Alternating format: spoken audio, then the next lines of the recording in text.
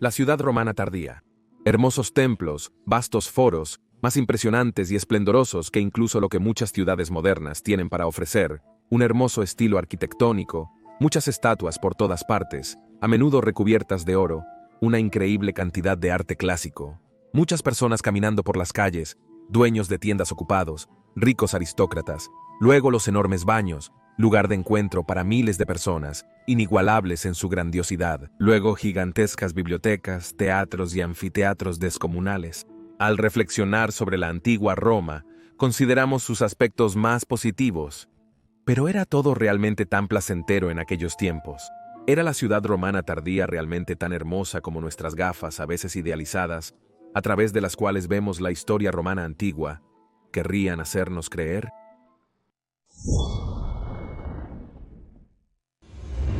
Cuando vemos reconstrucciones de ciudades romanas tardías, entonces estas son típicamente animaciones por computadora que se enfocan en los edificios, en la estructura urbana en sí. Nos permiten visualizar el aspecto de los edificios de una ciudad romana. Conveniente para nuestro estudio de las ciudades romanas tardías, la mayoría de las reconstrucciones 3D de la antigua Roma corresponden al año 320 después de Cristo durante el Imperio Romano tardío. ¿Por qué? Porque en realidad es cuando la ciudad de Roma alcanzó su mayor extensión en términos de desarrollo urbano. Sucedió cuando se completaron todos los edificios famosos. Hablé de esta fascinante idea en este video aquí. El emperador Maxentius, a menudo desconocido, fue un constructor prolífico e inició los últimos grandes proyectos de construcción imperial en Roma. La Basílica de Maxentius, el Templo de Rómulo, un nuevo hipódromo y un mausoleo fuera de la ciudad.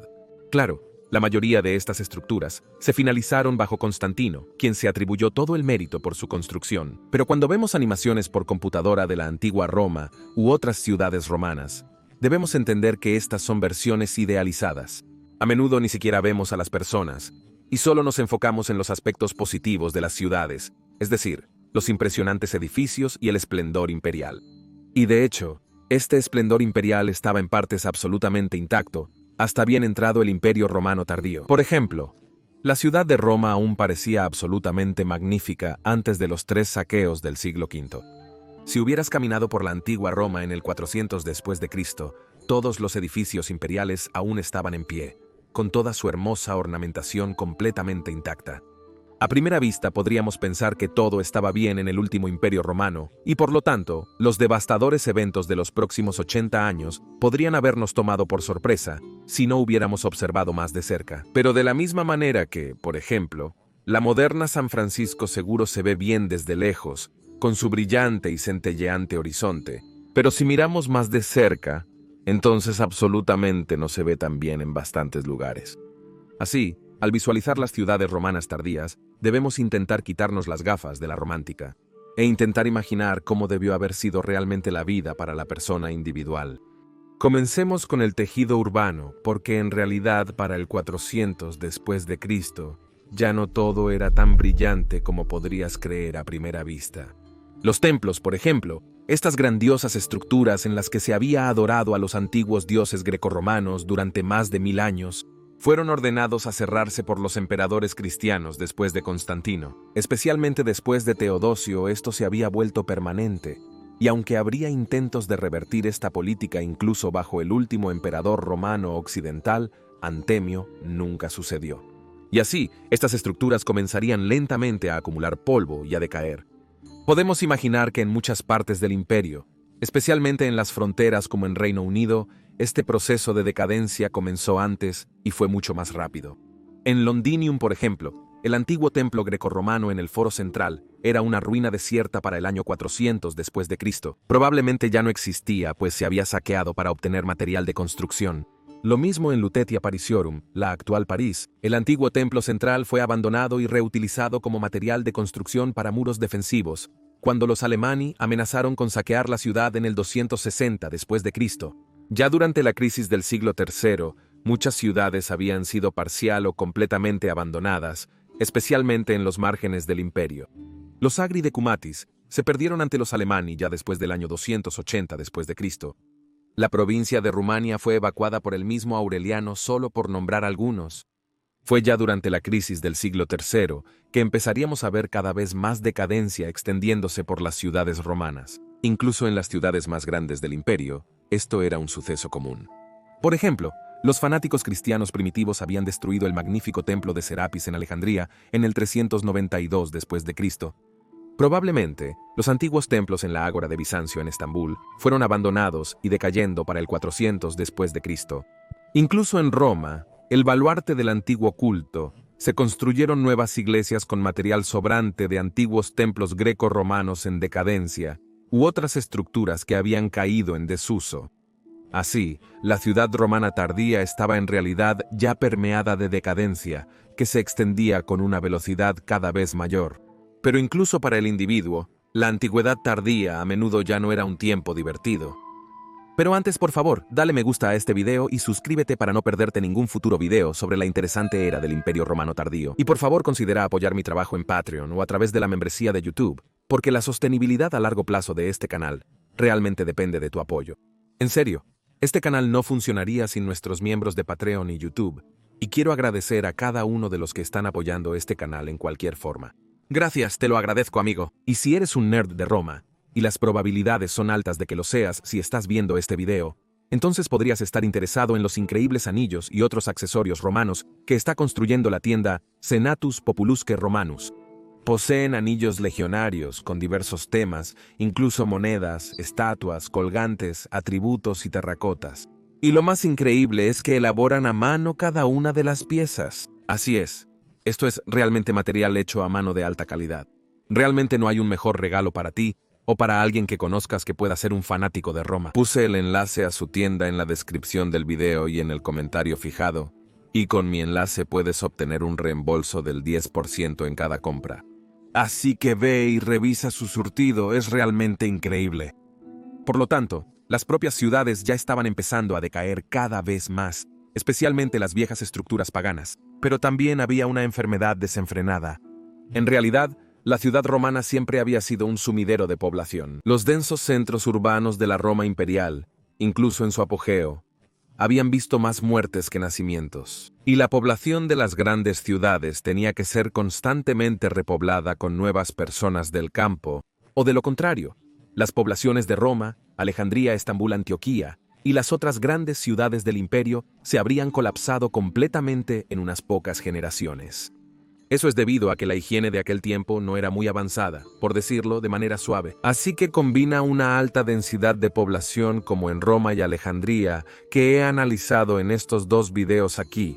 Combina tal densidad de población extremadamente alta de 50.000 personas por kilómetro cuadrado o incluso más, con un conocimiento inexistente de la propagación de patógenos, y puedes imaginar que las enfermedades eran un suceso común. Los patógenos podrían propagarse en las ciudades romanas, especialmente en las termas. Eran un increíble caldo de cultivo de muchos virus y bacterias diferentes. El agua en las piscinas de agua caliente y fría no se cambiaba muy a menudo, y no contenían cloro como en las piscinas modernas. Así que todo tipo de gérmenes podían multiplicarse fácilmente en las aguas de los baños romanos. En consecuencia, ir a los baños era casi una garantía de contraer algún tipo de enfermedad, o al menos el sistema inmunológico habría sufrido mucho estrés. Por eso las grandes pandemias del Imperio Romano podían ocurrir tan fácilmente y por qué se propagaban tan rápido. A través de la vasta red de carreteras, la gente viajaba regularmente por todo el imperio, y las ciudades densas eran un caldo de cultivo perfecto para bacterias y virus. Hubo brotes locales incluso en la República Romana y el Imperio temprano, pero ya en los años 160 después de Cristo, hubo la primera gran pandemia, luego, en los años 250 la segunda, y luego la peste de Justiniano en los años 540 y así sucesivamente. Pero incluso aparte de estos grandes brotes, había una y otra vez epidemias locales, también la mayoría de las veces en los densos centros urbanos y no en el campo. Por ende, la ciudad romana tardía albergaba numerosos patógenos, y por lo tanto, muchas personas constantemente se enfermaban en las ciudades, e infectaban con todo tipo de enfermedades, lo que aumentó enormemente la posibilidad de muerte. Luego sumale las lesiones e infecciones encima, y entendemos por qué la ciudad romana siempre fue un drenaje neto de población. Y luego tenemos que imaginar lo increíblemente mal que debían oler ciudades densas como Roma o Estambul. Había letrinas públicas por toda la ciudad. Como podemos imaginar, estas no eran higiénicas. Solo las élites ricas practicaban la higiene en general, evitando a toda costa las letrinas públicas. Faltaba papel higiénico en las letrinas y se compartía una especie de esponja en un palo. Solo imagina eso, limpiada solo superficialmente y luego reutilizada por otra persona. ¿Qué mejor manera de propagar enfermedades que esa? Por lo tanto, las letrinas solo eran frecuentadas por las clases bajas, obligados a usarlas, porque en los grandes edificios de apartamentos romanos, las insulae, no había baños. Las grandes domus de las clases altas tenían su propio agua corriente y baños, pero las insulae, los múltiples edificios de apartamentos en ciudades romanas, no ofrecían tal lujo. Pero por supuesto, a veces cuando la gente en estas insulae realmente tenía que ir al baño, se aliviaban en ollas y, por supuesto, no pocas veces las vaciaban en las calles. Afortunadamente, Roma tenía un sistema de alcantarillado, pero incluso eso no podía erradicar mágicamente los olores indeseados. Por lo tanto, podemos imaginar lo increíblemente mal que debían oler Roma u otras ciudades de la antigüedad tardía.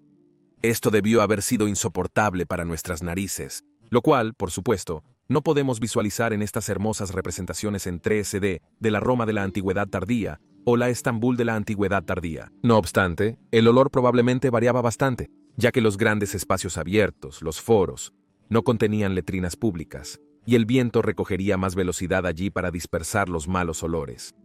En general, podemos imaginar que las partes más pobres de las ciudades romanas tardías olían mucho peor que las partes ricas o los grandes foros imperiales.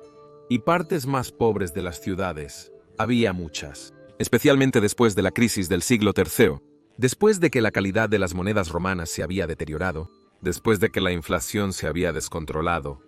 La brecha entre ricos y pobres se había ampliado aún más, un fenómeno con el que podemos relacionarnos en estos tiempos de alta inflación. Por lo tanto, ciertamente había más barrios bajos en la ciudad romana tardía del 400 después de Cristo que en la ciudad romana de Augusto o Trajano. Ciertamente también había más personas sin hogar o mendigos en el imperio tardío que en el imperio temprano. La economía simplemente ya no era tan buena como unos cientos de años antes, y no se necesita mucha imaginación para entender que esto habría sido visualmente bastante evidente al caminar por una ciudad romana tardía. Pero para empeorarlo aún más, los ricos mostraban su riqueza de una manera cada vez más frívola.